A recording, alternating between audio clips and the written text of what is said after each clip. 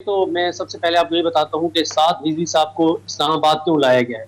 उनको यहाँ लाने का मकसद ये है कि इस वक्त पीएलपी की जो मेन लीडरशिप है वो सारी की सारी क्योंकि गिरफ्तार थी। इस वक्त सेकंड और थर्ड टीयर की जो लीडरशिप है वो इस वक्त इस धरने को लीड कर रही है। और मसला ये है कि उनको कारकुनान उस तरह से एक्सेप्ट ही नहीं करते और उनके अंदर भी तकसीम है।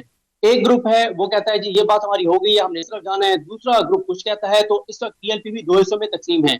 साद रिजवी साहब को लाने का मकसद यह है कि उनके साथ बरह रास्त मुज़ाकरात किए जाए, उनकी मौजूदगी में उनके शुरा के अरकान से बातचीत की जाए। उसकी रीजन यह है कि साद रिजवी साहब के हवाले से बताया था शेख रशीद साहब ने कि वो बहुत ताउन कर रहे हैं, लेकिन जब इदारे और हुकूमत ने जब बातचीत तय कर ली साद रिजवी के साथ और उसके बाद शुरा के अरकान से बात की तो शुरा के अरकान कुछ और कहते रहे। तो अब इन सबको इकट्ठे बिठाकर इनसे बात की जा रही है ताकि ये ना हो कि ये आपस में तकसीम हो।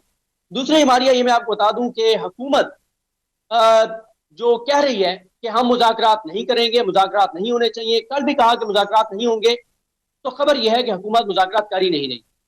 मुज़ाकरात जारी हैं, कल रात से जारी हैं। तो ये जो तर्जुमान कलदन तंजीम कह रहे हैं कि हकाइक मस्क नहीं होने देंगे, मुज़ाकरात सामने लेके आने चाहिए, तो फिर ये क्या मामला है? मुज़ाकरात हो रहे हैं, जिन्होंने मुज़ाकरात करने हैं वो कर रहे हैं, जो सबसे ज्यादा कंसर्न्ड है इस मामले पे वो मुज़ाकरात कर रहे हैं और ये बहुत खुशाइन बात है। मसला क्या है? मुज़ाकरात वही कर रहे हैं जिन पे टीएलपी को भी एतमाद है, जिन्होंने खुदा न खास्ता अगर हालात खराब होते हैं तो उन्होंने ही हालात को संभालना है, वही मुज़ाकरात कर रहे हैं। देखिए सिविल गवर्नमेंट के लिए ये कहना बहुत आसान होता है कि इनको आगे नहीं आने देना, गोली चलानी है। एक बात मारिया ज़हन में रखें कि ये तो तयशुदा है, इस पे एक पेज पर है इदारे भी हुकूमत भी कि इनको इस बार पिंडी इस्लामाबाद नहीं आने देना। इसमें कोई दूसरी राय नहीं है। ये क्लियर होना चाहिए, गुजरात से आगे क्लियर होना चाहिए।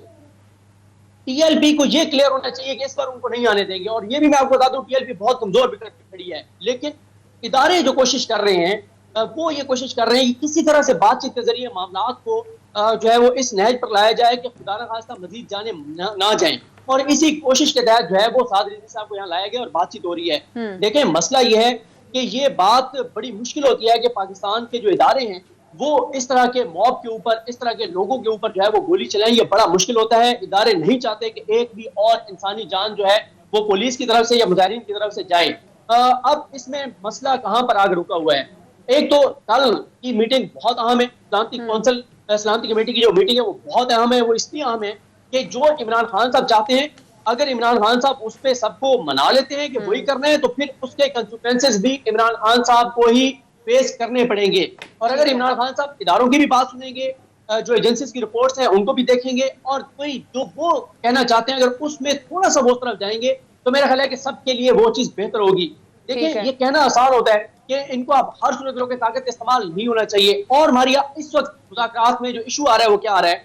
देखिए जो मुज़ाकरात हो रहे हैं उसमें उनको कहा जा रहा है कि आप गैर मशरूत तौर पर ये धरना खत्म करके वापिस चले जाएं मस्जिद रहमतुल्लाह आलमीन, और आपके हवाले से जो भी चीजें हैं आपकी स्टेप बाय स्टेप मानी जाएंगी, जो जायज बातें वो मानी जाएंगी, सफीर वाला बात नहीं मानी जाएगी, इवन पार्लियामेंट में डिस्कशन वाली बात ही नहीं मानी जाएगी। बाकी तीन चीजें आपकी जो है वो कानूनी तरीके से मानी जाएंगी, आप इसलिए वापस चले जाएं।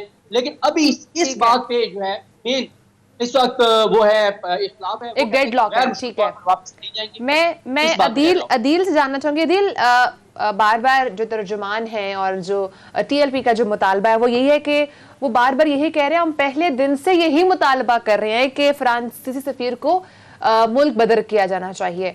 तो ये तो जिस तरह अभी सदीक ने बताया कि तो पॉसिबल नहीं है, तो क्या ऐसे मुतालबात हैं जो माने जा सकते हैं और कौन से ऐसे मुतालबात हैं जो हुकूमत मानने को तैयार नहीं है? देखें, जो सबसे बड़ा मुतालबा है ना, जिस पे आज उन्होंने काफ़ी ज़्यादा एक मरतबा फिर जोर भी दिया कि जी हमारा तो मुतालबा ये फ्रांस के सफ़ीर वाला है, एक तो उन्होंने एक वाज़े कर दिया कि हमारा है कि इसको निकाला जाए। ये हुकूमत मानने के लिए तैयार नहीं है। उसकी वजह यह है कि हुकूमत ये कहती है कि इस तरह तो कल को कोई और ग्रुप उठेगा, कल को कोई और तंजीम उठे, कल को कोई और जमात उठे और बोले कि जी फलां सफ़ीर को भी निकाल दो, इस तरह तो रियासत के अमूर नहीं चल सकते। तो ये मामला तो हुकूमत किसी तौर पे मानती नज़र नहीं आ रही। और इवन जो करारदाद वाला मामला है जो जिस पर डिस्कशन पार्लियामेंट में होनी है, वो कोई जाहिर है वो तो इन्होंने लिख कर दिया हुआ है, वो तो करारदाद पेश भी हुई थी और इस पर बहस होनी थी, लेकिन इसका भी इसके हवाले से भी हुकूमत ये समझती है कि इसके जो असरात हैं پاکستان کے تعلقات یورپی یونین کے ساتھ اس پر منفی اثرات پڑیں گے، یہ حکومت یہ سمجھتی ہے۔ جہاں تک معاملہ ہے گرفتار لوگوں کی رہائی کا، اس میں جن لوگوں پر تو دہشت گردی کے مقدمات ہیں ان کا معاملہ عدالتوں میں جا کر جو ہے وہ حل ہونا ہے۔ جو ویسے پکڑ دکڑ کی گئی ہے نا، اس پہ تو میں سمجھتا ہوں کہ حکومت کو ایک ویسے بھی ایک ٹھیک ہے، انہوں نے بتا دیا کہ ریاست کی رٹ کو قائم رکھنا ہے، لیکن یہ حکومت کا بھی امتحان ہے۔ جس طرح صدیق جان صاحب کہہ رہے تھے، یہ واقعی اتنا آسان نہیں ہوتا کہ آپ کسی پاکستانی شہری پہ خدا نخواستہ گولی چلائیں۔ تو اس بات کے امکانات ہیں کہ یہ گجرات میں چناب کے پل تک، کیونکہ وہ ایک ایسا پوائنٹ ہے جہاں پر خدا نخواستہ کوئی ایسی صورتحال بن سکتی ہے، وہاں پہلا پراپر آمنا سامنا ہونا ہے، جہاں سے آگے انہوں نے نہیں ان کو آنے دینا۔ تو اس سے پہلے مذاکرات کامیاب ہو ہی جائیں تو یہ ملک کے لیے بہتر ہے، کیونکہ اس کے علاوہ اور کوئی آپشن بھی نہیں ہے کہ مذاکرات جو ہیں ان سے ہی خوش اسلوبی سے اگر معاملہ حل ہوتا ہے تو یہ مار دھاڑ یا خدا نخواستہ کوئی انسانی جان کا جو ضیاع ہو جائے تو اس کے بڑے جو ہے منفی اثرات ہوتے ہیں، اور اس کی جو پولیٹیکل کاسٹ ہوتی ہے جو اس وقت کی حکومت میں جو موجود ہوتا ہے۔ اب دیکھ لیں کہ اس سے پہلے پرویز مشرف دور میں کیا ہوا تھا، تو یہ داغ جو ہے یہ پھر برسوں دہائیوں نہیں اترتا۔ صدیق آپ کچھ کہنا چاہ رہے ہیں؟ جی میں یہ کہنا چاہ رہا تھا کہ اس وقت جس طرح ہم دیکھتے ہیں نا کہ عمران خان صاحب جب اپوزیشن میں تھے انہوں نے بڑے بڑے دعوے کیے تھے، اور اب جب حکومت میں آئے ہیں تو عمران خان صاحب کو سب سے بڑا چیلنج ان کے اپنے ہی اپوزیشن میں کیے گئے دعووں سے ان کو چیلنج ہے۔ اور اکثر ہم کہتے ہیں کہ تحریک انصاف کو پی ڈی ایم سے خطرہ نہیں ہے، تحریک انصاف کو تحریک انصاف سے خطرہ ہے، یعنی اپنی گورننس اور ان چیزوں سے خطرہ ہے۔ بالکل اسی طرح سے آپ کو میں دلچسپ بات بتاؤں، اور یہ میں خبر کی بنیاد پہ کہہ رہا ہوں، میری جو مذاکراتی ٹیم کے ایک ممبر ہیں ان سے بڑی تفصیل سے بات ہوئی ہے۔ اس وقت پی ایل پی کو ٹی ایل پی سے ہی خطرہ ہے۔ مسئلہ کیا ہوا ہے، ٹی ایل پی کے جب لوگ آ کے انہوں نے حکومت سے مذاکرات کیے تو ان مذاکرات میں سفیر کی واپسی والا معاملہ زیر بحث تھا ہی نہیں۔ لیکن اب مسئلہ پہلے مذاکرات ہوئے تھے ان میں نہیں تھا یہ معاملہ؟ نہیں، ابھی جو مذاکرات ہوئے، یہ جب شیخ رشید صاحب نے کہا کہ ہم ان کے تینوں باتیں مان رہے ہیں اور سفیر والی بات نہیں مانیں گے، وہ یہ کہ دیکھیں ٹی ایل پی کے مذاکرات جو ہے وہ تین چیزوں سے تھے، وہ تینوں حکومت نے مان لی۔ سعد رضوی صاحب کی رہائی والی، ان کے فورسی رول سے لوگوں کے نکالنے والی، اور کلزم ختم کرنے والی۔ اب مسئلہ یہ ہے کہ ٹی ایل پی نے جو عوامی سپورٹ حاصل کی ہے وہ تو کی ہے فرانس کے سفیر کے معاملے پہ۔ اب ان کو سمجھ نہیں آ رہی کہ ہم اتنے دنوں سے ہم نے لوگوں کو بٹھایا ہوا ہے، ہم کس منہ سے لوگوں کو یہ کہیں کہ جناب اب ہم نے یہ تین بات منوا لی ہے، اللہ حافظ، آپ بھی کرو بجائے ہم بھی جا رہے ہیں۔ ان کو مسئلہ ان کے اپنے دعووں سے ہے، اپنے نعروں سے ہے، جس پوائنٹ پہ وہ لوگوں کو لائے ہوئے ہیں اس سے ان کو مسئلہ ہے۔ اسی لیے سعد رضوی صاحب کو آن بورڈ لیا گیا ہے کہ بھئی آپ اپنے لوگوں کو سمجھائیں یہ چیزیں۔ لیکن اب اس وقت کمزور وکٹ پہ اس لیے بار بار کہہ رہا ہوں ٹی ایل پی ہے کیونکہ عمران خان صاحب جو ہیں وہ بہت سخت ڈٹ گئے ہیں کہ ان کی کوئی اب بات نہیں مانی جائے گی۔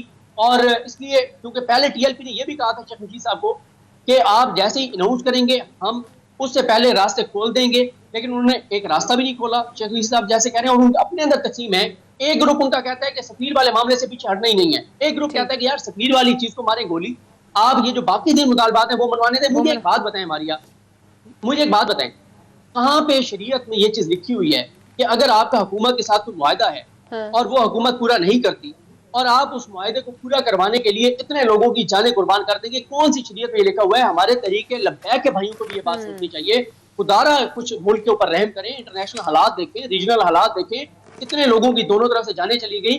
دیکھیں وہ جو پولیس والے وہ ہمارے بھائی تھے، کس کو پتا ہے کہ وہ پولیس والے جو شہید ہوئے وہ بڑا عاشق رسول ہے یا جو مارنے والا وہ عاشق رسول ہے؟ اور اگر ٹی ایل پی یہ کہتی ہے کہ مارنے والے ہم نہیں ہیں، کوئی اور لوگ ہیں ہمارے اندر، تو یہ تو پھر اس سے بھی خطرناک بات ہے کہ ہمارا دشمن انتشار پھیلانے والے کون سے؟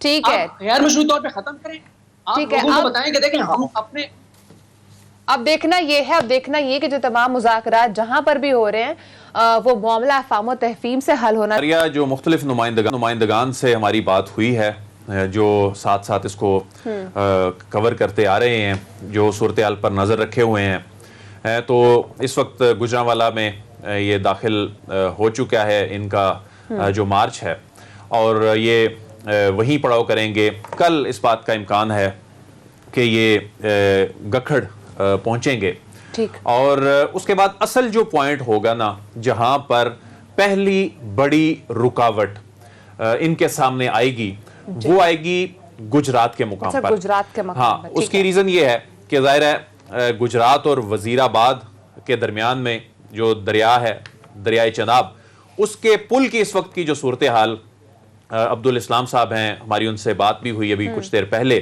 وہ وہیں پر موجود تھے. تو پل کو ایک تو ہوتا ہے نا کہ پل کو کنٹینر لگا کے بند کیا جاتا ہے, پورے پل پر کنٹینر لگا دیے گئے ہیں. اچھا صرف یہی نہیں ہے, 3 لیئرز میں یہ روکنے کا فیصلہ کیا گیا, کیونکہ انتظامیہ نے ابھی تک جو یہ آگے موو کرتے جا رہے ہیں, ابھی گجرانوالا پہنچے اور آگے موو کر رہے ہیں, تو ابھی ریزسٹنس نہیں ہے اس وقت کوئی.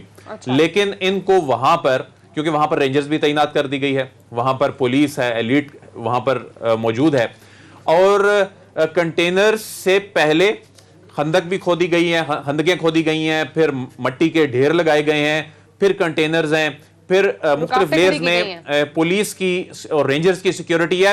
تو یہ انہوں نے طے کیا کہ اس سے آگے ان کو نہیں آنے دینا, اور یہ واقعی وہ پوائنٹ ہوگا جس سے آگے ان کا آنا اتنا آسان نہیں ہوگا.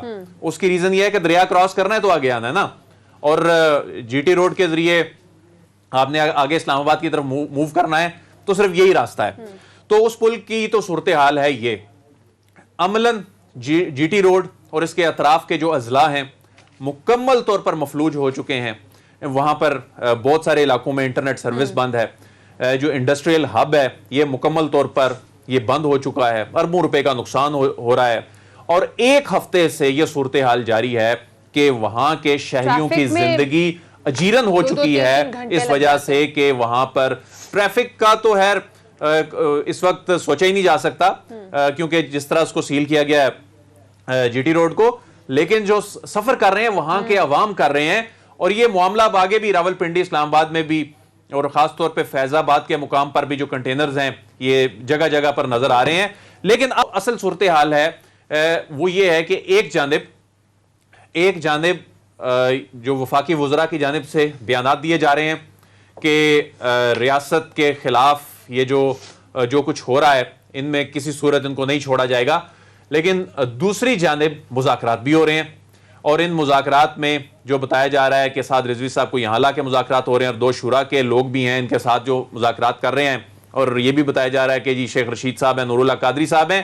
یہ بڑی حیران کن بات ضرور ہے کہ ایک جانب وفاقی وزراء یہ بیان دے رہے ہیں, اور وفاقی وزراء کے متضاد بیانات بھی ہیں.